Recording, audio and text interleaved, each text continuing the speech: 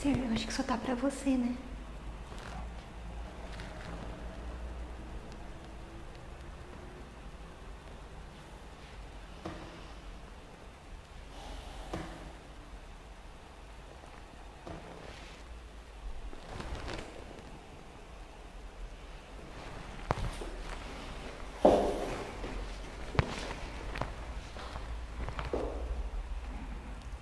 Olá, boa tarde. Bem-vindos a mais uma live do Museu Egípcio Rosa Cruz Tutancâmon, hoje com o tema sobre a magia da mumificação. Na verdade, nos nossos últimos encontros falamos muito sobre a questão funerária no Egito Antigo. Já falamos de tumba de nobres, de reis, dos textos funerários, do enxoval funerário, e hoje realmente vamos entender esse processo de conservação dos corpos desenvolvido então pelos egípcios antigos. Claro que para a gente entender o motivo desse desenvolvimento, desse processo, a gente vai utilizar muitos dos conceitos que nós já conversamos aqui. É imprescindível a gente ter em mente o mito de Osíris, afinal de contas, segundo esse mito elaborado na cidade de Heliópolis, o deus Osíris foi a primeira múmia do Egito, Foi um deus que, após ter sido morto, foi mumificado e, tendo seu corpo conservado, pôde renascer no outro mundo, o que o tornou justamente governante desse mundo do além, desse mundo inferior. Então é claro que os egípcios tinham uma base mitológica que explicava essa ideia nessa vida além-túmulo.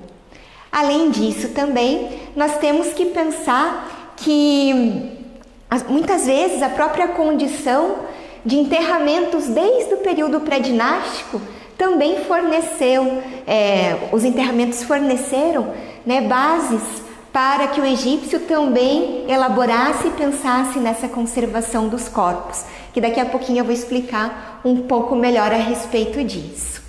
E também pensarmos um pouco no próprio vocabulário que a gente utiliza hoje para falar de mumificação.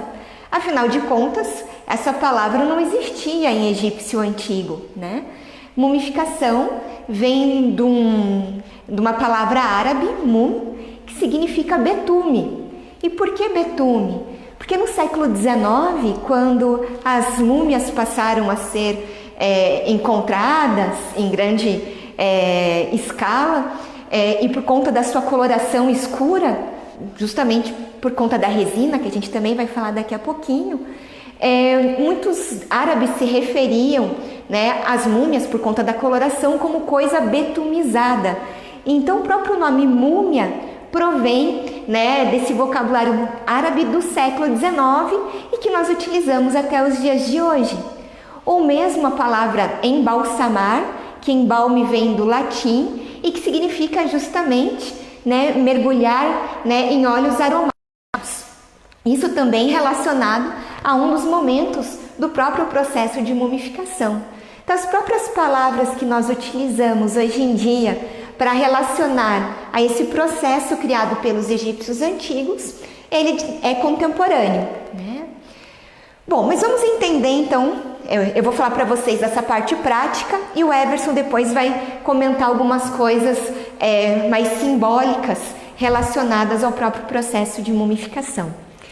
Mas é claro que nós estamos falando então de uma civilização que desenvolveu esse processo de conservação dos corpos ao longo de praticamente 3.000 anos.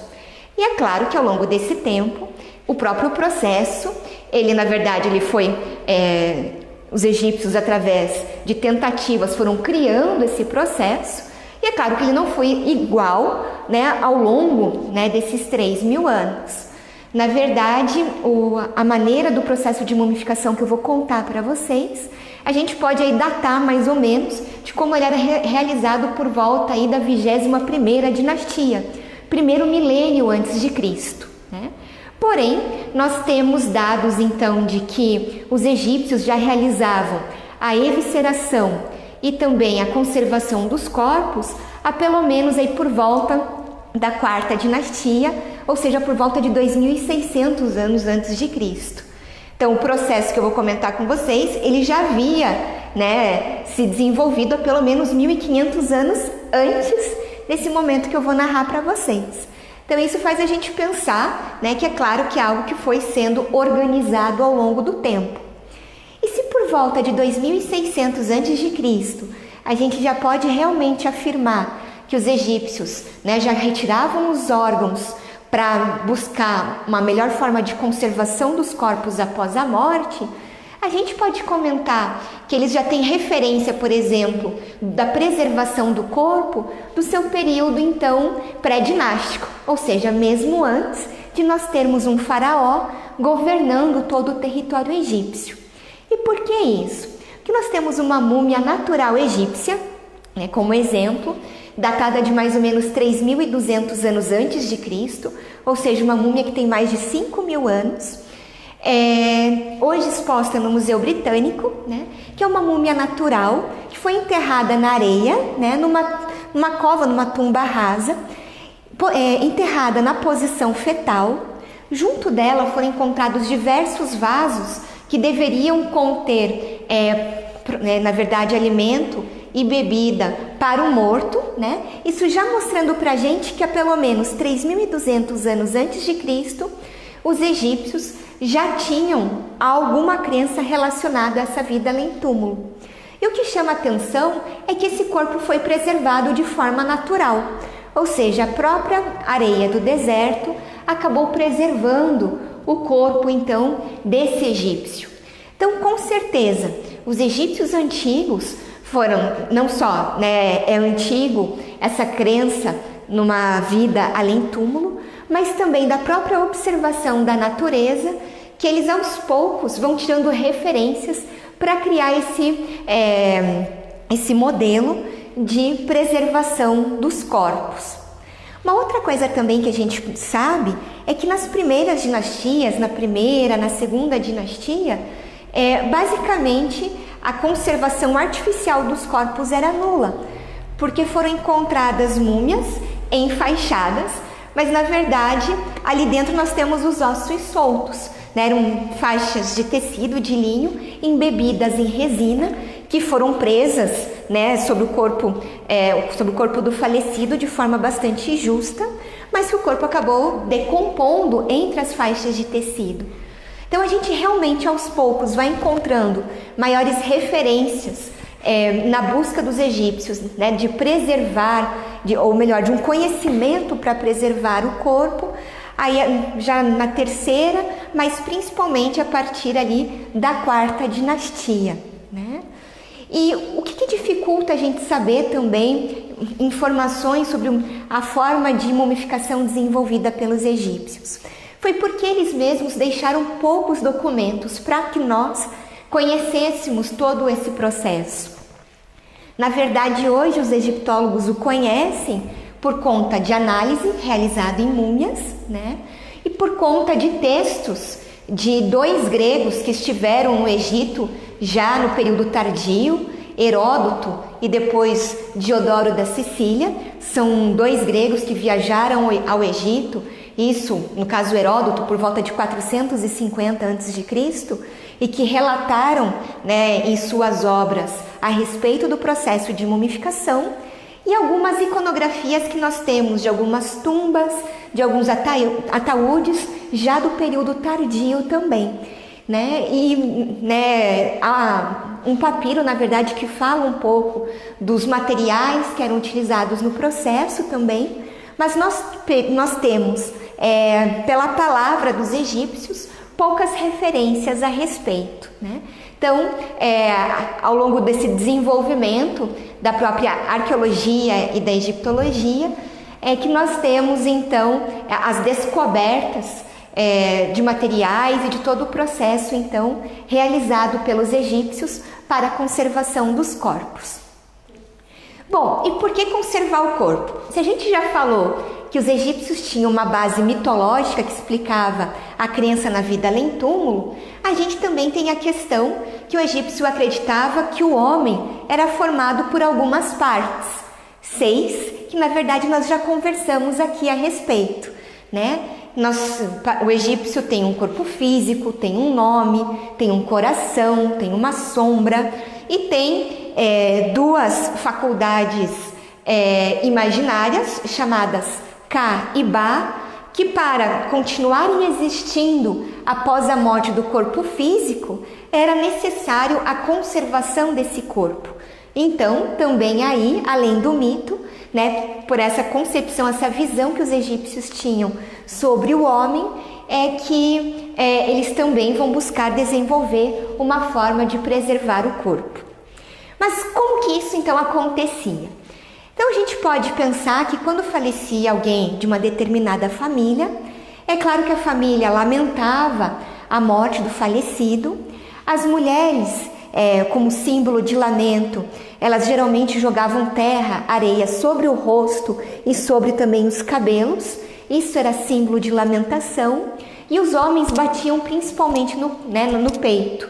Então também o símbolo de lamento pelo ente que havia falecido. E aí sim, então, a família que teria então tratado com os embalsamadores a mumificação justamente do seu parente. O processo de mumificação, o ideal é que ele duraria 70 dias, né? Então todo o processo que eu vou descrever para vocês é descrito então justamente com esse número de dias. Uma das questões que nós acreditamos que os egípcios estipulavam esse período, por exemplo, tem a ver com uma estrela, o caso da estrela Sótis, que ela era eclipsada pelo Sol e 70 dias depois ela voltava a aparecer no céu, isso em meados de julho, e que justamente acabava marcando o próprio início do ano novo, né, o início de um ano para o egípcio antigo. Então, é possível que esse número, né, de dias relacionados ao processo de mumificação não fosse aleatório, né? Ele também tem uma explicação astronômica e também religiosa para os egípcios antigos. Então, assim que o corpo do falecido era entregue aos embalsamadores, o corpo, na verdade, era levado para uma tenda chamada Ibu. A oficina dos embalsamadores e a própria tenda, eles ficavam justamente no lado oeste, né, na margem oeste do rio Nilo.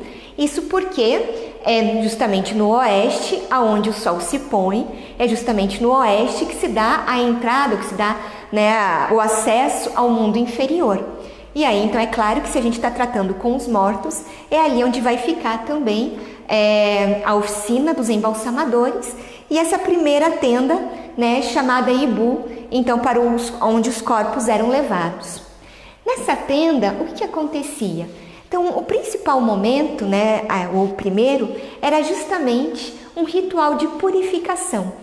A gente tem que pensar que a mumificação, embora ela seja um cuidado físico com o corpo, ele tem a sua explicação, a sua base religiosa. Tanto que, em geral, os embalsamadores, eles são sacerdotes, né? E a grande maioria deles chamadas de sacerdotes com o título de enfaixadores, e que vão realizar, né, as diversas fases desse processo. Mas tanto que a gente tem um sacerdote principal, que era o controlador dos mistérios, sacerdote de Anubis, que supervisionava todo o processo e que utilizava justamente uma máscara, que eu acho, Everson, dá para mostrar a máscara, por favor? E o controlador dos mistérios utilizava justamente uma máscara com a face do deus Anubis, ou seja, com a face de um chacal, né, para representar de certa forma o próprio deus no processo de mumificação. Então a gente tem que pensar que a mumificação, ela é um rito religioso. Então, por isso, justamente, que nessa tenda Ibu, que vai ficar próximo, possivelmente, do rio Nilo, né, próximo à água, nós temos ali o ritual de purificação. E em que consistia esse ritual de purificação? Justamente em lavar o corpo do morto, né, numa mistura de água com natrão. E daqui a pouco eu explico melhor para vocês o que é o natrão. Mas, enfim, né, nós temos como a primeira fase esse ritual de purificação do corpo, essa lavagem do corpo, né? E isso seria, o que significaria essa purificação? Renascimento. É isso que se espera que aconteça com o morto, né? Que após ter o seu corpo conservado pelo processo de mumificação, que ele renasça no outro mundo. Então esse primeiro momento, esse primeiro estágio está justamente relacionado ao renascimento. Depois do corpo purificado, aí sim o corpo seria levado para a oficina dos embalsamadores, na verdade por um local chamado Uabet, né? Que ali era justamente onde as fases da mumificação aconteceriam. A primeira coisa que seria feito era a retirada do cérebro. E daí aqui também uma coisa para nós pensarmos. Na verdade, nós temos notícias de que os egípcios passaram a retirar o cérebro apenas no início do Reino Novo, por volta então de 1500 a.C. Então, se nós pensarmos que realmente o processo artificial de mumificação, com a preservação e evisceração, tem acontecido por volta de 2600, 2500 anos antes de Cristo, nós temos aí 1000 anos, né, já em que esse processo era desenvolvido. Então, nesse processo completo que eu estou contando para vocês, nós temos como a primeira fase a retirada do cérebro. E como que esse cérebro era retirado? Então, eu vou pedir para o Everson mostrar aqui para vocês um instrumento na vitrine, que é esse instrumento compridinho, que a ponta parece um anzol, né? E era justamente esse instrumento com a ponta que parece um anzol que eles vão utilizar para retirar o cérebro. E como que isso era feito? Então, na verdade, esse instrumento era introduzido pela narina até chegar a esse nosso osso aqui, que é o chamado etimoide. E aí, na verdade, era dada uma martelada na parte de baixo, então, né, do instrumento, quebrando o etimoide, fazendo então com que o gancho chegasse até a cavidade cerebral. Com movimentos circulares, né, aos poucos, o que o sacerdote enfaixador ia fazendo? Né? Ia justamente desmanchando, né, o cérebro. Aí aqui também para nós pensarmos, lembrem que para o egípcio a sede da consciência é o coração, não o cérebro. Eles não entendiam muito bem qual era a função desse órgão, tanto que ele vai ser descartado, né? Mas então ele pegou esse instrumento curvo, né? E aí ia desmanchando o cérebro. E aí depois disso ele utilizava um outro instrumento chamado chávena, que eu vou pedir de novo para o Everson mostrar para vocês, que é esse instrumento aqui que parece uma xícara de café com 2 orifícios. E aí então esses 2 orifícios eram colocados justamente nas narinas. E aí por ali então se colocava água para que o líquido chegasse até a cavidade cerebral. Tendo o líquido sendo injetado na cavidade cerebral, eles viravam um corpo de bruços e assim então aos poucos o cérebro que havia sido desmanchado, ele sairia então pelas narinas do falecido, né? É claro que eles repetiam essa lavagem cerebral diversas vezes até, né, que o crânio então estivesse limpo. O que era comum depois da retirada do cérebro era justamente injetar resina, né, para preencher essa cavidade cerebral, né? A gente tem aqui então no museu um grande exemplo, que é o caso da múmia Totimeia, que pelos estudos do professor Dr. Moacir Elias Santos, né, ele quando restaurou a face dela, encontrou uma grande quantidade então de resina na cavidade craniana dela, o que nos comprova justamente que era isso que os egípcios faziam.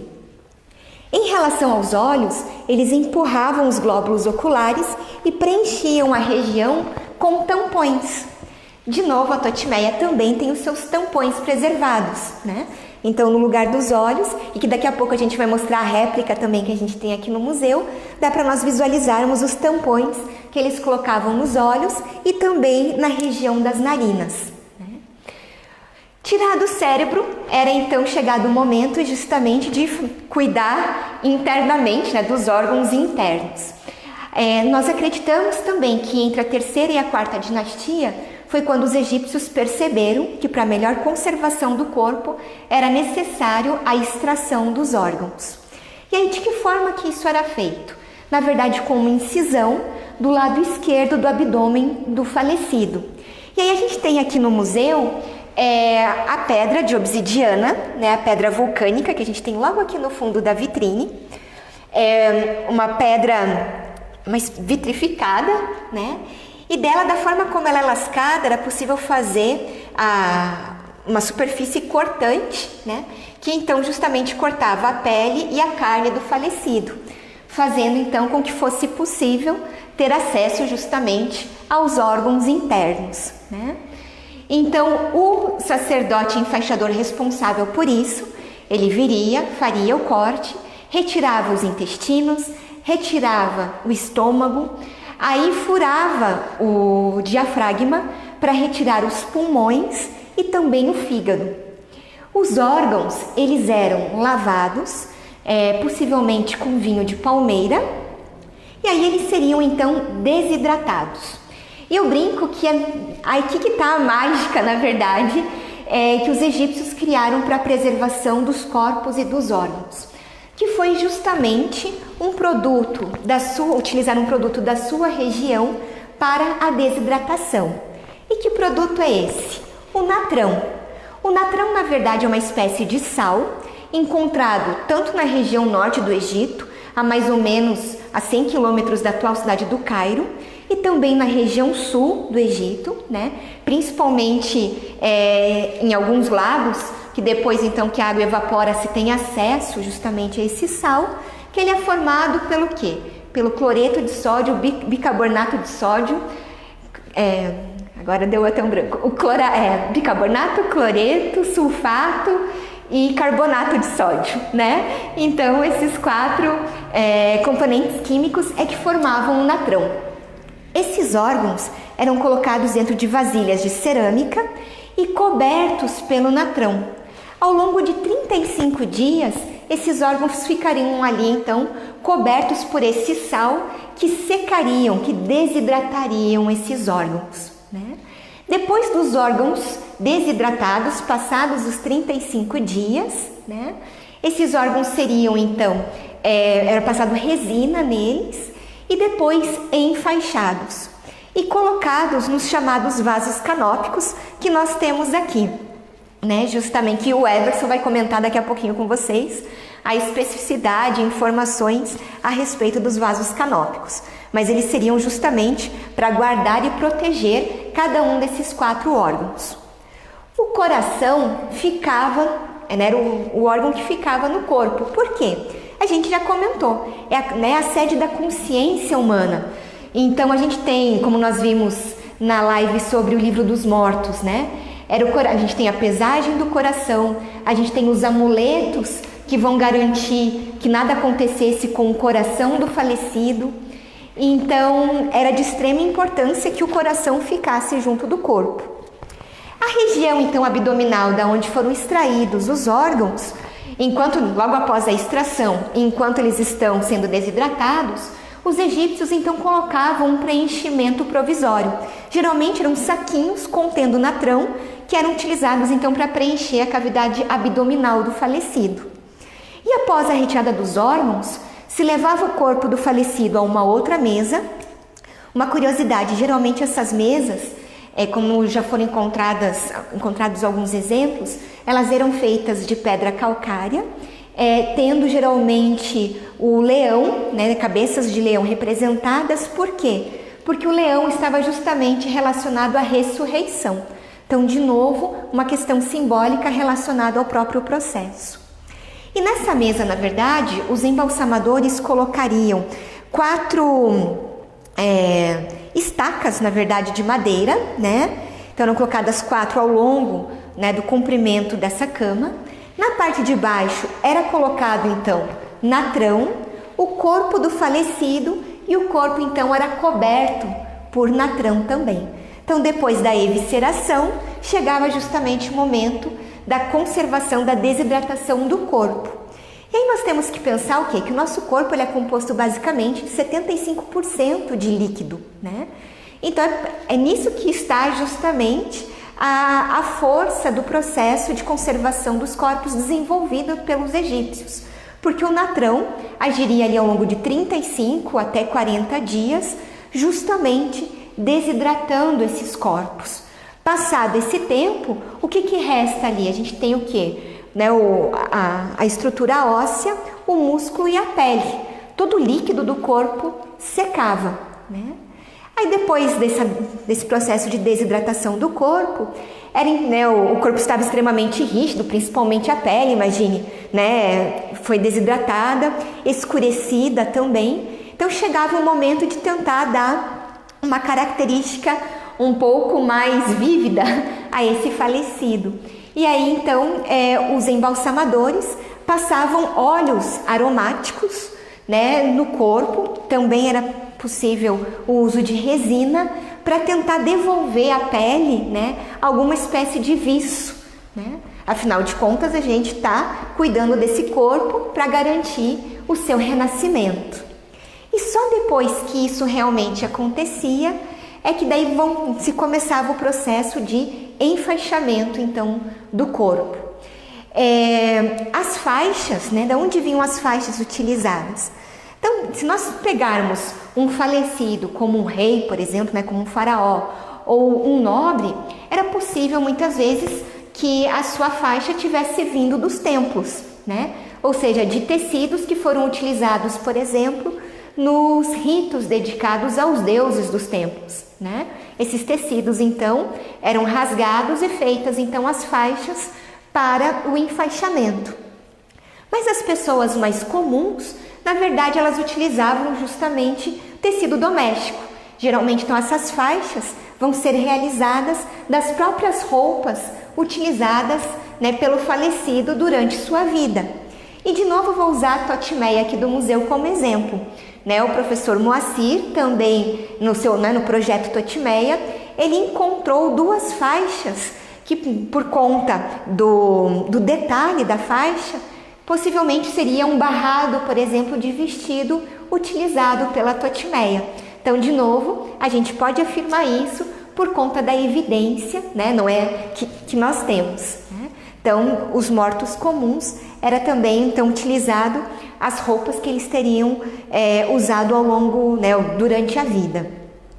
Começava o enfaixamento primeiro pelos membros, né, pelas mãos e pelos pés, e aí sim depois viria o enfaixamento pelos membros, né? Começava-se então pela cabeça, o ombro, né, e depois o restante do corpo.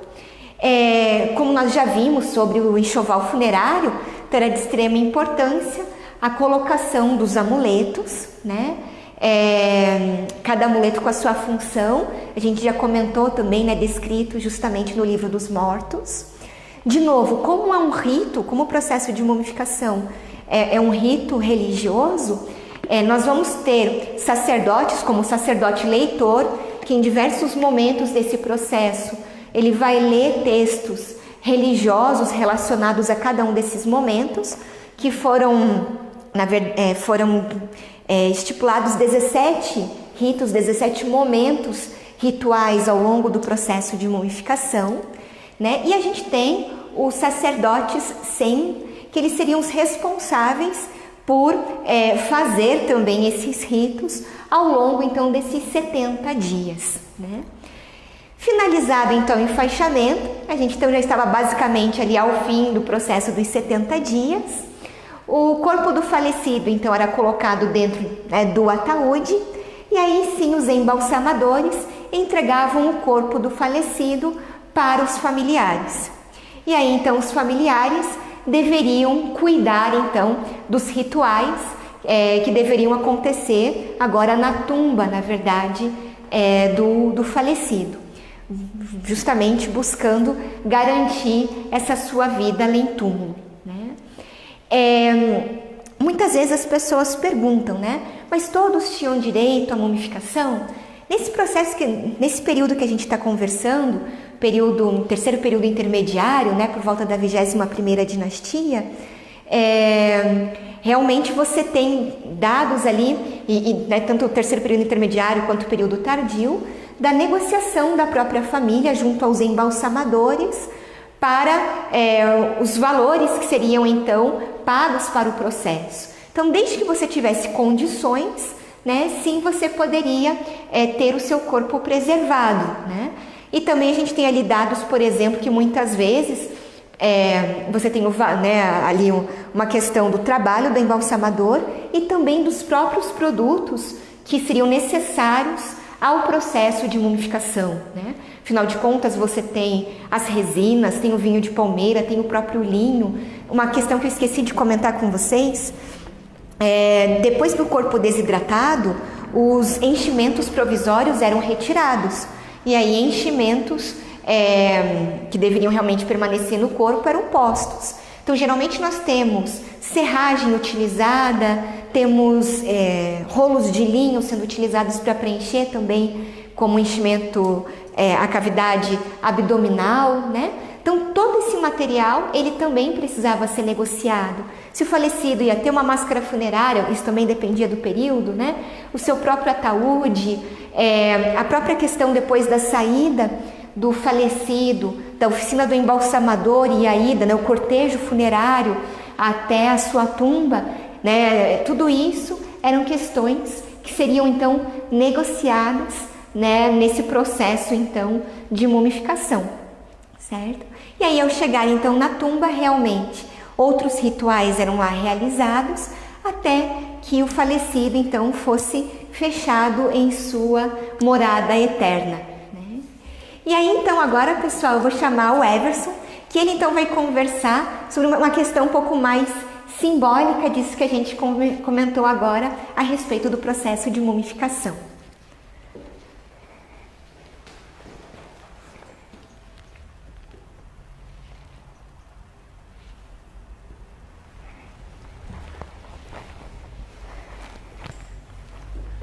Boa tarde a todos, né? Vamos falar então agora a respeito da parte da mitologia em relação à mumificação.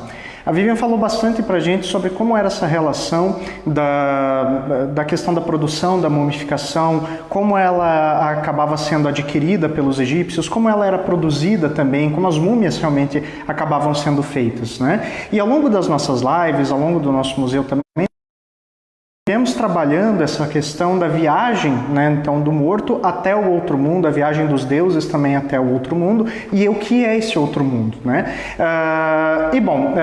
Com relação então a essa questão mitológica, né, é claro que nós não poderíamos deixar de abordar para vocês justamente a questão de quem inventa a mumificação para o egípcio antigo, né? Então, na mentalidade dos egípcios, teria sido justamente o deus Anubis, né? Então, o deus da mumificação, propriamente dito lá no Egito, né? Anubis, né? Então como que ele aparece em relação à mitologia, né? Na mitologia ele aparece como filho de Néftis com o deus Osíris, né? Então Néftis, após uma briga com o deus Sete, que era seu marido, né? Ela acaba se disfarçando de Ísis. Vamos lembrar que Néftis é uma deusa que é uma cópia, né? Então na verdade a irmã gêmea, né? Então de Ísis, né? Ela acaba se disfarçando e vai até os aposentos de Osíris, e é onde então acaba concebendo este deus, né? Então o Anubis, então ele acaba sendo filho de Osíris com a Néftis.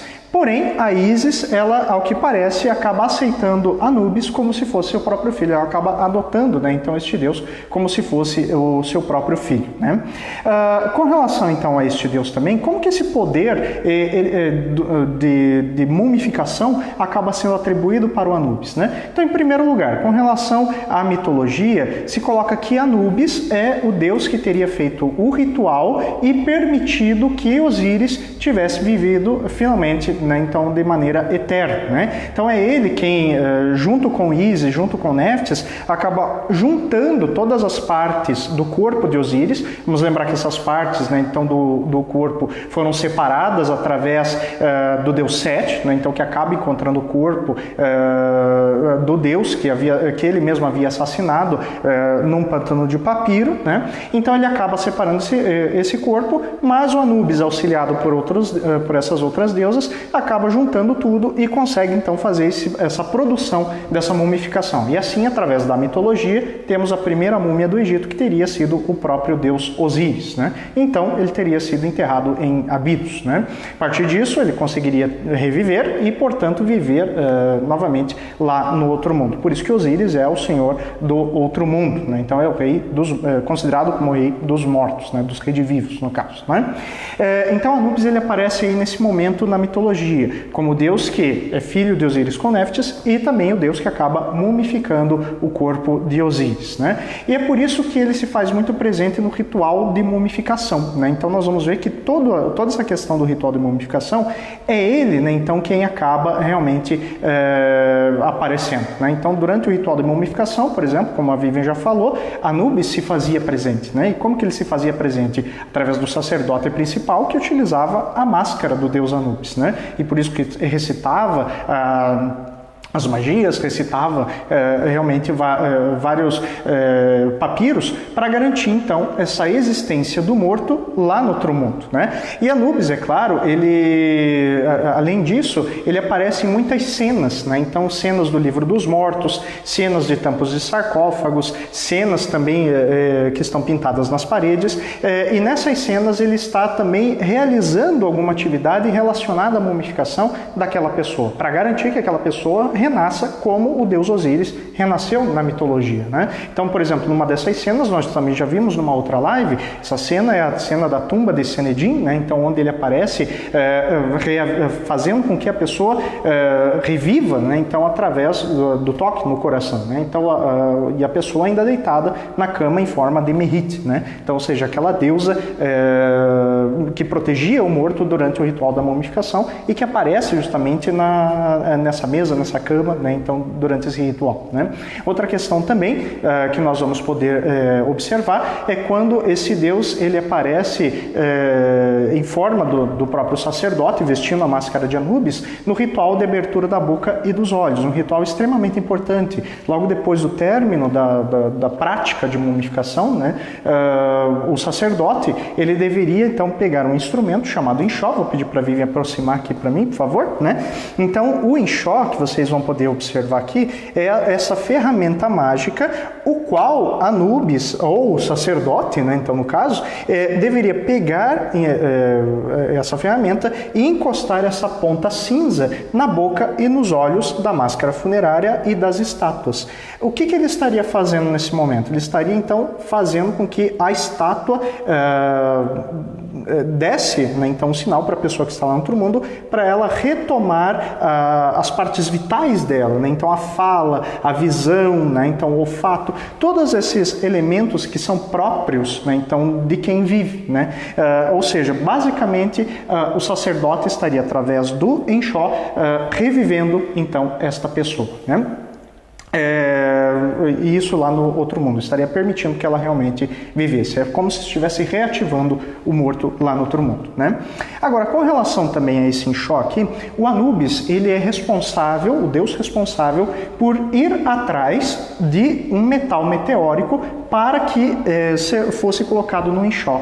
O metal meteórico, eu também já abordei isso em um momento com vocês nas nossas lives, ele servia como uma conexão entre o mundo dos deuses e o mundo terreno, né? Então, onde um pedaço da terra dos deuses teria caído, né, diretamente dos céus, teria caído aqui na terra. E, portanto, representava uma certa conexão entre os dois mundos, né? Então, Anubis ele tem essa atividade, ele é aquele responsável por trazer o metal meteórico. Claro, os egípcios eles obtinham o metal meteórico da maneira mais natural possível. Viam o meteoro caindo, portanto, ou localizavam o minério, né, ou o ferro, e acabavam então empregando este mesmo minério nesta ferramenta chamada enxó, né? Agora, muito interessante também é que esse enxó, né, eu estou falando enxó, mas é uma maneira diminutiva dessa ferramenta. A ferramenta toda se chamava enxó mesquetil, né? E mesquetil eu também já abordei com vocês em algum momento em outras lives, né? Mesquetil é aquela constelação que ficava no polo norte celeste, né? Então, para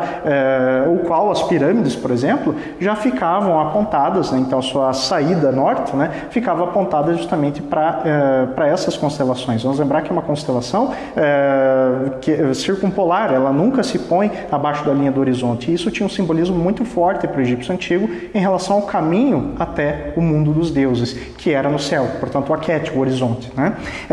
E bom, Mesquetil, ela era representada muitas vezes como a pata de um touro, ou como um touro completo, ou então o próprio formato do enxó lembraria, né, a constelação de Mesquetil, né? Então, somente para relembrar, Mesquetil pode ser a Ursa Maior, né? Então, que nós estamos falando, constelação de Ursa Maior que temos atualmente, né? Então, ela é realmente muito parecida com esse instrumento que era utilizado então durante o ritual de abertura da boca e dos olhos por parte do sacerdote, né? E que estava representado então nas paredes das tumbas, né?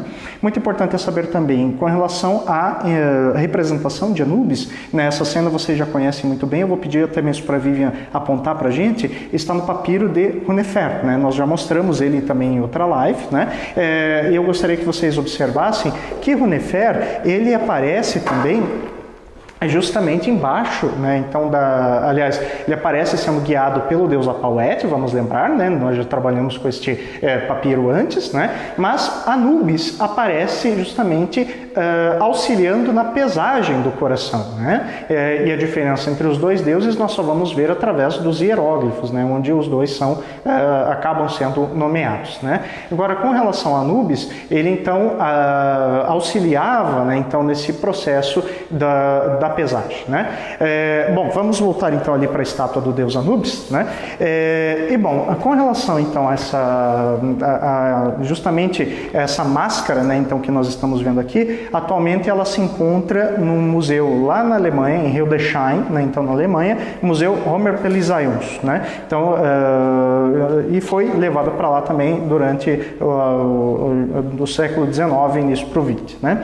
Com relação à ferramenta enxó e a estátua estão no Museu do Cairo, né? Então no Museu Nacional Egípcio do Cairo, né? Agora, com relação também ao próprio Anubis, né? Essa natureza dele de cuidador dos mortos, né? Ela vai ser vista também a partir do animal que ele é representado, né? Agora, por que Anubis ele tem essa cabeça de cachorro? Eu vou pedir justamente para a Vivian chegar mais perto aqui do Anubis, né? Então, para a gente ver, né? E o que acontece, gente? Com relação então ao Anubis, né? Ele tem essa cabeça de cachorro, só que esse é um animal que nós não conseguimos exatamente identificar qual é, né? Então sabemos que é um chacal, é um cachorro do deserto, né?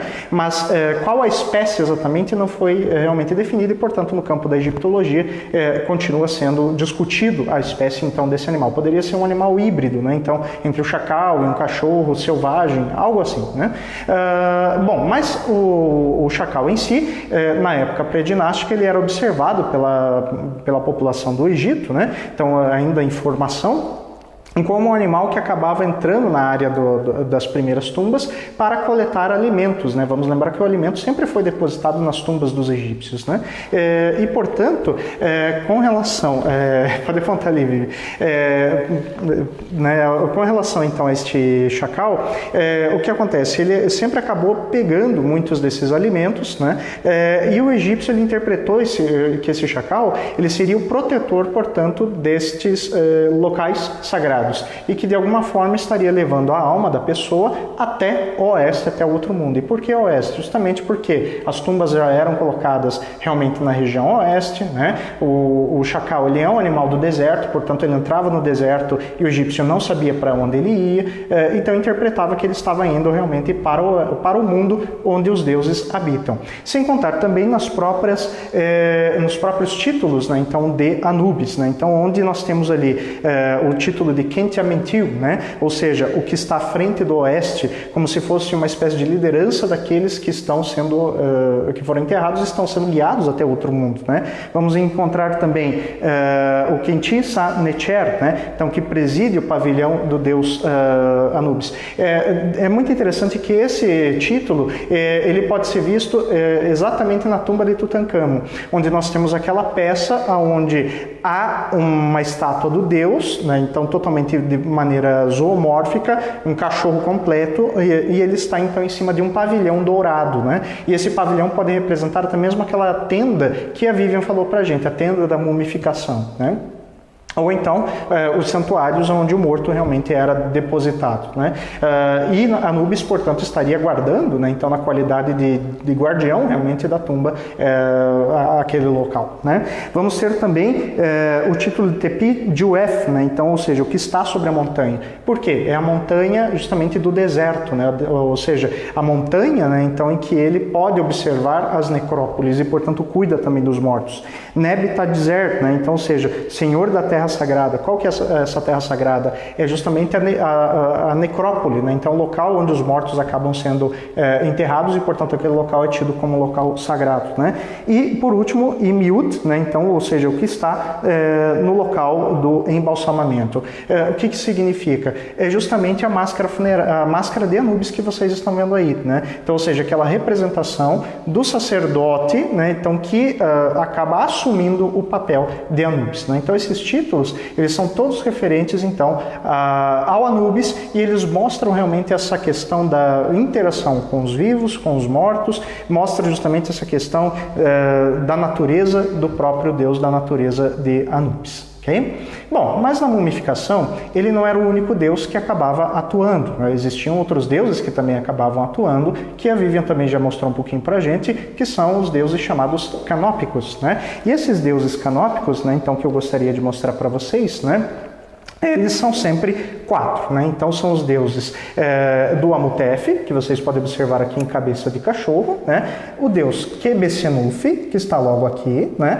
Temos também Amset e temos aqui também Ap, né? Então eu vou explicar para vocês sobre cada um deles, mas antes disso nós temos que entender da onde que eles surgem, né? Então da onde que vem realmente essas divindades, né? A princípio as divindades elas acabam sendo muito associadas à mitologia hermopolitana, né? Então de Hermópolis. Vamos lembrar que essa mitologia é aquela mitologia que vem do Oceano Caótico, onde há 8 propriedades, né, então, dentro desse oceano, e, portanto, essas 8 propriedades, a partir de algum tipo de perturbação, permitiram que a montanha primordial surgisse, montanha Benben, e aí, né, temos o surgimento realmente do primeiro deus, que é o deus Ra, deus criador do universo, né? Então, eles estão muito fortemente associados a essa mitologia, né? Então, justamente porque os deuses da criação, vamos lembrar, os deuses da anticriação, aliás, perdão, que são Nun e Naunet, Rehu e Rehet, Kek e Keket e Amon e Amonete, são deuses, então, que os egípcios, de alguma forma, conseguem substituir por esses aqui, né? Mas aqui nós só temos 4, nós falamos de 8, né? Exatamente. Temos 4 deuses masculinos e 8 deusas femininas, que vão ser conhecidas também aí do Tesouro de Tutancâmon, vão ser conhecidas como as deusas protetoras, né? Então, dessas divindades aqui, né? Bom, então, primeiramente, como eles surgem, então, na mitologia, né? Eles acabam surgindo, então, através de Horus o Velho, com a união com a deusa Ísis, né? Ora, como assim com a deusa Ísis? Ísis não era esposa de Osíris? Exatamente. Mas pelo que nós podemos entender da mitologia, Osíris já estava falecido nessa época, né?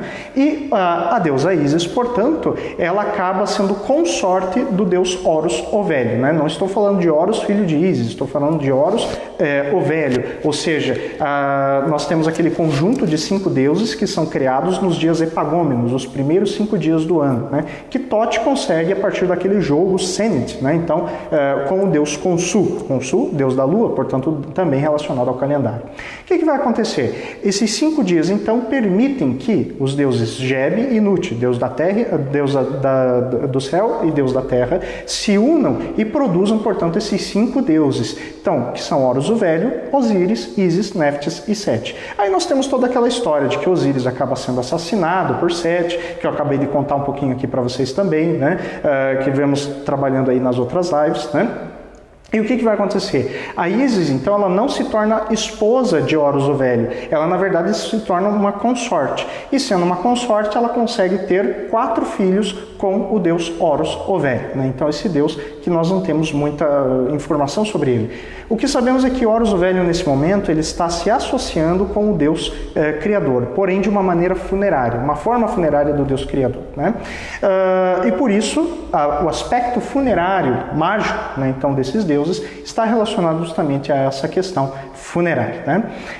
E bom, Horus o Velho ordena então que dois desses deuses, né, vou pedir para a Vivi aproximar novamente, né, então aqui para a gente ver, dois desses deuses acabem parando então, né, em duas cidades que estão relacionadas também a, digamos assim, ao desmonte do corpo de Osíris e à remontagem do corpo de Osíris, né?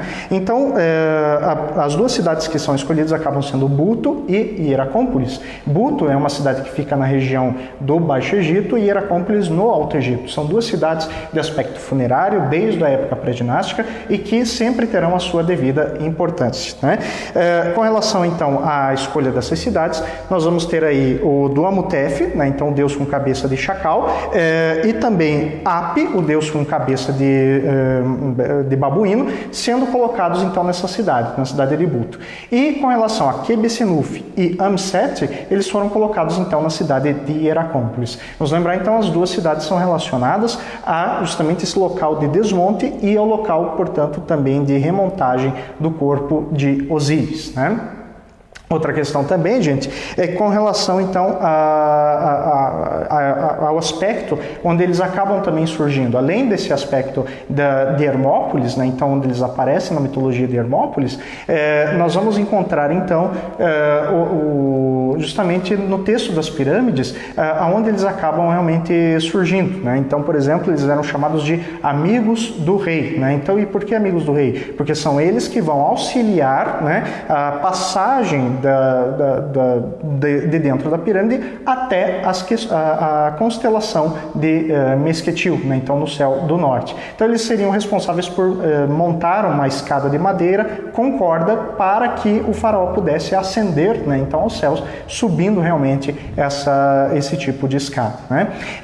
Com relação às imagens deles, né, nós podemos ver que as imagens mais comuns se apresentam também nos vasos canópicos que estamos vendo aqui, né, e se apresentam também novamente no livro dos mortos, né? Então, com relação aos vasos canópicos, é muito importante compreender que até a 18ª dinastia, né? Então eles existem desde a 4ª dinastia, mas até a 18ª dinastia nós vamos ter aí uma configuração de todos eles tendo cabeças humanas, tal como Amset, né? Mas a partir da 19ª dinastia, essa representação em que apenas Amset tem cabeça humana e os outros três têm cabeças de animal, elas já passam a ser representadas, né? Então, ou seja, temos uma evolução no aspecto da representação então destes deuses. E por quê? Justamente por conta então da relação que tinham com os próprios nomes, né? Então, lá no Reino Médio, nós vamos ter aí uma brincadeira com o nome, né? Então, um trocadilho com o nome de cada um desses deuses em relação ao órgão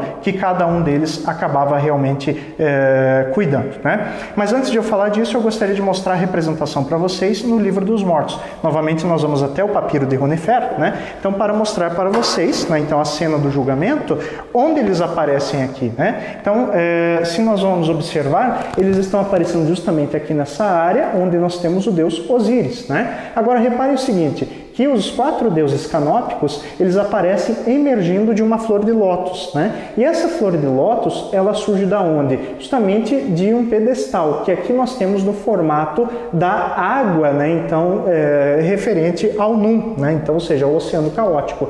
Muitas vezes Osíris é representado aqui em cima de um pedestal, né? Onde esse pedestal também simboliza a montanha primordial Ben-Ben, né? Mas no caso aqui nós temos a representação também do Num. Portanto, vamos lembrar que numa parte da mitologia, principalmente hermopolitana, além da montanha, surge também uma forma dessa flor de lótus e, portanto, os deuses acabam surgindo de dentro dela, né? Então, essa é aquela conexão que eu falei para vocês que tem a mitologia hermopolitana, né? Então, os 4 deuses que surgem realmente aí do Num, né? Agora, esses 4 deuses, eles vão ser tutelados, vão ser cuidados por 4 divindades, né? Então essas 4 divindades são Isis, também são Neftis, Neith e Serket, né? Então, e cada uma dessas deusas, por ter um aspecto perigoso, por ter um aspecto agressivo, também auxiliariam então nos cuidados com esses deuses, já que eles estariam cuidando, né, então de cada um dos órgãos do falecido. E por que tantos cuidados? Vamos lembrar lá na Duat que existem muitos perigos, que existem várias aventuras que o morto tem que passar e, portanto, um dano, né, então que acontecesse, o morto não poderia renascer lá no outro mundo. Por isso que nós temos 4 deuses que cuidam efetivamente dos órgãos, né, enquanto 4 deuses tutelares acabam cuidando dos deuses em si, né, então por conta desse aspecto perigoso, né, então que elas teriam, né.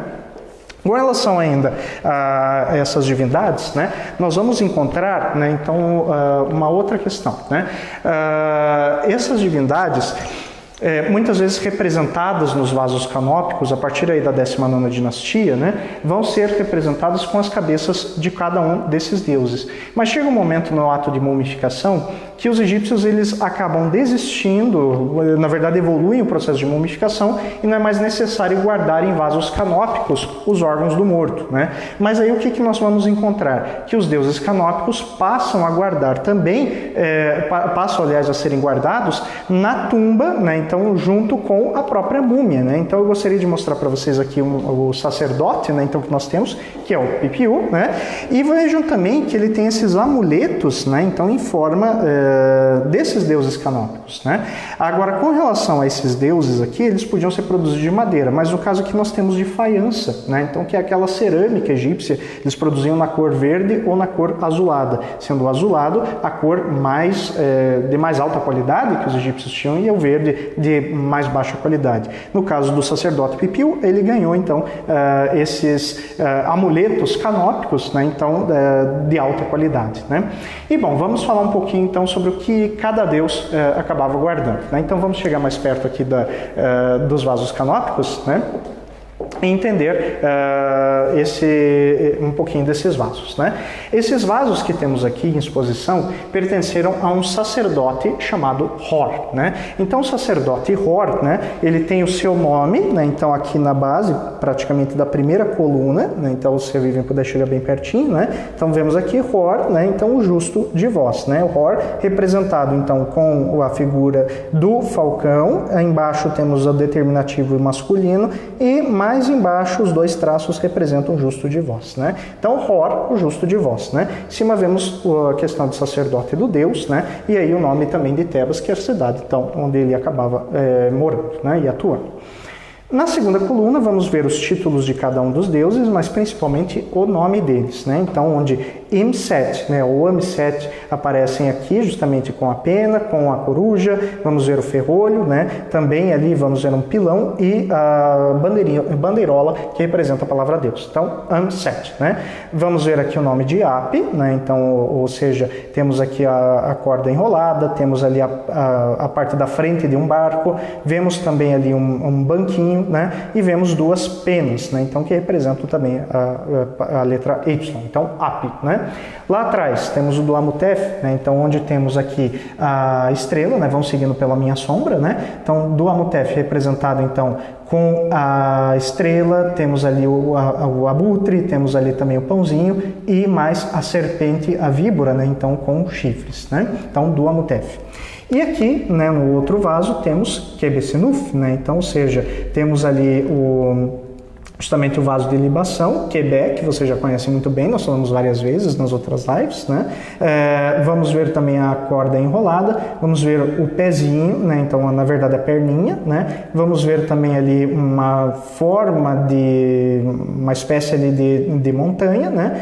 Embaixo vamos ver também 3 flechas apontadas para baixo e mais a víbora com chifres. Tudo isso constitui o nome de Quebesenuf, né? Com relação então a cada um desses deuses, né? Pode deixar bem perto aqui, Vivian, a imagem, né? Cada um desses deuses então eles vão guardar um órgão em específico e cada órgão desse, né? Ele tem na verdade uma relação muito profunda com o nome, né? Então que cada deus acaba tendo, né? Então, por exemplo, com relação ao do Amutef, ele vai guardar então o estômago, né? E justamente o nome dele é o que louva a sua mãe, né? Agora, por que o estômago? Justamente porque nós temos aí uma relação com a deusa Neith, que é a deusa protetora, né, então do Amutef, né, e está relacionado aí também, digamos assim, ao deus Set e ao deus Sobek, né? Então, ou seja, nós temos aí uma relação, né, então de uma deusa realmente perigosa, né? Com relação ao Quebesenuf, né, então é o que refresca o seu irmão, né, então e isso representa também, né, então de alguma maneira os intestinos, né. Agora, Amset, que é justamente o deus com cabeça de humano, né, é justamente a representação do fígado, né? Então ele talvez seja o mais claro que nós temos sobre a ideia que os egípcios tinham sobre os órgãos internos, né? E por quê? Amset, ele não tem a sua cabeça trocada porque o fígado de alguma maneira está relacionado as emoções, então, que a pessoa deveria sentir. Veja, não estamos falando do coração Ib, né? Então, que nós já vimos falar também, que é o coração que é a sede da consciência, né? Mas, de alguma maneira, o fígado estaria relacionado a essas emoções humanas. Tanto que Amset quer dizer aquele que é bondoso, né? E ele deveria, de alguma maneira, proteger, né, vamos dizer assim, os sentimentos, as emoções, e ele é tido também como aquele que protege os corações quebrados, né? Então, talvez alguma ideia de uma pessoa talvez ou enraivecida ou apaixonada, né, que nós podemos interpretar. E por fim, Ap, que é o deus com cabeça de babuíno, né? O seu nome pode significar o grande corredor. Por que desse nome nós não sabemos exatamente. Porém, né, ele era um deus relacionado aos pulmões, né? E o seu nome, que eu tinha falado para vocês, que representa justamente, uma das partes representa a proa, né, então, de um navio, está relacionado justamente ao órgão que ele guardava, os pulmões, né? Então está relacionado também aí de alguma maneira com a questão do afogamento também. Então ele deveria proteger contra o afogamento, né? Então nós temos aí essa questão da brincadeira com o próprio nome de cada deus sendo relacionado. Infelizmente nós não temos maiores informações, né, então dessas divindades, né, justamente porque os egípcios também eles acabavam não deixando. O que nós sabemos, ele vem agora da própria mitologia, da sua própria criação, né, mas como o egípcio também observava os órgãos internos da pessoa, infelizmente nós não temos a maior parte das informações, né? Então nós temos aí, na verdade, os pulmões e o fígado sendo falados, aqui eram relacionados, e o próprio coração também, mas infelizmente em relação aos outros dois órgãos, né, nós não temos tanta informação. Eram importantes para o egípcio porque faziam parte do corpo da pessoa e precisavam ser reunidos novamente lá no outro mundo, mas para que realmente serviam, os egípcios realmente acabavam não sabendo explicar. Ok? Temos alguma pergunta, Vivi? Temos, é só arrumar a câmera.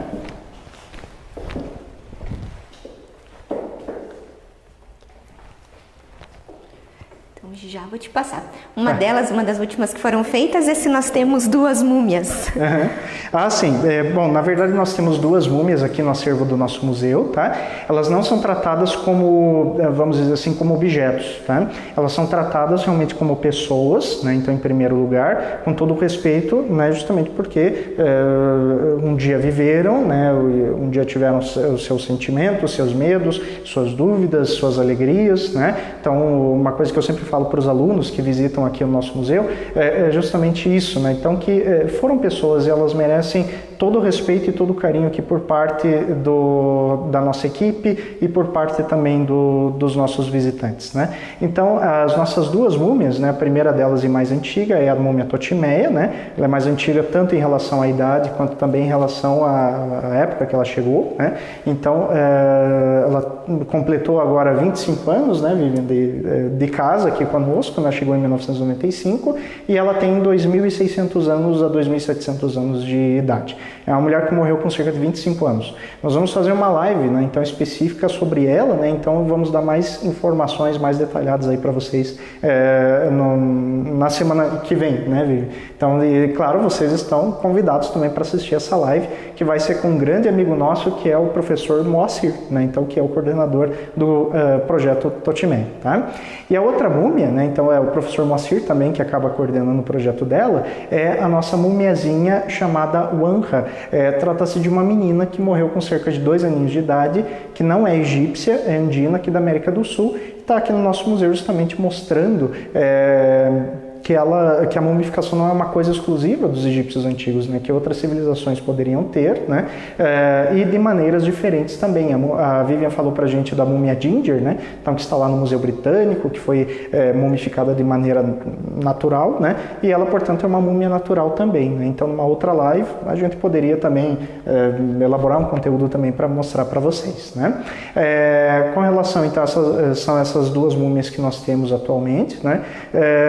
E, como nós já havíamos explicado na primeira live, todos os demais artefatos que temos aqui no museu são réplicas das originais, né? Então, réplicas perfeitas das originais. Então, o que vocês estão vendo aqui hoje foram produzidos, né? Então, com toda uma gama de estudos, e deu muito trabalho também para os artistas reproduzirem. Um desses artistas, então, é o Eduardo Dávila Vilela, e o outro é o professor Moacir, né? Então, que vai fazer a live com a gente na semana que vem. Tá? Eu acho também importante comentar, né, Everson, que o bacana da gente ter essas duas múmias é que a Wanha, ela é uma múmia natural, e enquanto a Totmeia é uma múmia, então, que teve esse processo que nós contamos aqui de preservação. Então, que é possível também fazer essa comparação no momento que, né, se visita as duas. Isso mesmo. A outra pergunta que a gente tem é se o sacerdote usava essa máscara no ritual de colocação do sarcófago na tumba. Tá. Bom, uma boa pergunta. Na realidade, assim, o que nós temos de imagem, né, também acaba sendo apresentado os sacerdotes, né, mas eu não me recordo agora de nenhuma imagem onde nós temos o sacerdote com a máscara do deus Anubis colocando, né, justamente a múmia dentro da tumba. Eu acredito que sim, né? Você se recorda de alguma imagem, Vivi? Na verdade, a imagem que nós temos, na verdade, mais comum do ritual, depois que acontece de mumificação, é da abertura da boca, que acontece, na verdade, na entrada da tumba, né? Então, tanto que, para quem até visita o Museu Egípcio, na sala da Totmeia, nós temos uma representação desse ritual da abertura da boca, né? Cujo enxó é utilizado, como o Everson explicou, e aí nós temos justamente o sacerdote, né, com a máscara de Anubis, realizando o rito. Mas internamente não, né? Justamente o que acontece também é que o Anubis, em muitas cenas, principalmente ali na sala, vamos chamar de sala E, né? Então, para quem assistiu a nossa live da semana passada, né? Temos ali uma sala específica dentro da tumba, que é relacionada também ao mundo de Sokar, né? E vamos ter aí pinturas que vão representar também justamente o morto indo para outro mundo e sendo recebido, né, então, pelos deuses. E um desses deuses que recebe o morto lá no outro mundo é o próprio deus Anubis, né? Então, vamos ter essa imagem aí na tumba de Totmés IV, vamos ter essa imagem também aí na tumba também do faraó Tutankhamon, né? Então, em que ele acaba aparecendo realmente como recebendo, né, então, a pessoa realmente já lá no outro mundo, né? Mas o sacerdote com a máscara funerária entrando na tumba, realmente não temos conhecimento sobre isso. E no processo de mumificação, quando se pesava o coração? Então, na verdade, a pesagem do coração, ela é um fator imaginário, né? Na verdade, está presente, a iconografia está presente no Livro dos Mortos, por conta disso foi reproduzido em decorações de tumbas, né? A cena, foi reproduzido também em ataúdes, né? Mas, na verdade, o coração, efetivamente, ele não era pesado, né? Isso é o imaginário egípcio. A cena está presente, então, como nós comentamos, né, nesse livro funerário, e porque ele representa justamente o estágio seguinte ao processo de mumificação. E é por isso que era importante, então, que o coração ficasse no corpo do falecido, e também por isso que nós comentamos. Havia os amuletos do coração Ibi, né, para que justamente o coração não testemunhasse contra ele, e principalmente o amuleto do escaravelho com a inscrição 30b do Livro dos Mortos, né, que era essa justamente, né, para que o coração não se voltasse contra o seu proprietário, no caso. né? Mas realmente o processo não ocorria. Isso, né? Só lembrar que realmente era um processo que era parte de uma vinheta, né? Então, que é o desenho em relação ao texto do papiro ou de alguma outra superfície que estava colocado, né? Então, é realmente um processo que não existia e que para o egípcio estava lá no outro mundo, lá no mundo dos deuses, né? Justamente na sala das duas verdades, no momento do julgamento da alma, tá? E Everson, foi encontrado algum enxó em alguma tumba? E existe esse instrumento original em algum museu? Sim, na verdade o instrumento que nós mostramos para vocês, ele é um instrumento que está atualmente no Museu Nacional Egípcio do Cairo, né? Claro, com essa transferência toda, com certeza é um material que também vai para o grande Museu Egípcio, né? Que vai ser inaugurado no ano que vem. E esse tipo de instrumento ritual, né? Ele foi encontrado também, por exemplo, dentro de uma das câmaras de ventilação da rainha, dentro da pirâmide do faraó Quéops, né? Então não é um instrumento que deixa de ser reproduzido na tumba, não é um instrumento que deixa de ser reproduzido fisicamente, né? Mas vamos lembrar que, embora não tenha o aparelho, né, o objeto físico na tumba, a propriedade mágica dele seria colocada a partir dos hieróglifos com o nome dele, Mesquetil, né? Ou então ainda com relação à própria pintura, o relevo, né? Então em que esse objeto estivesse desenhado ou em relevo, tá? Então a propriedade mágica ela independe da forma como está, mas se existe, né? Então dentro da tumba, de alguma maneira vai existir para o morto lá no outro mundo também, e ele vai poder ser reativado sem problema nenhum. E a última pergunta que a gente tem é com relação à limpeza do corpo, né? Se era que tipo de material que era usado. Então, o mais comum era o vinho de palmeira. Então, que era depois das vísceras terem sido retiradas, eles utilizavam tanto para lavar os órgãos, mas também lavavam a cavidade interna, né? E o material mais utilizado era justamente o vinho de palmeira para isso.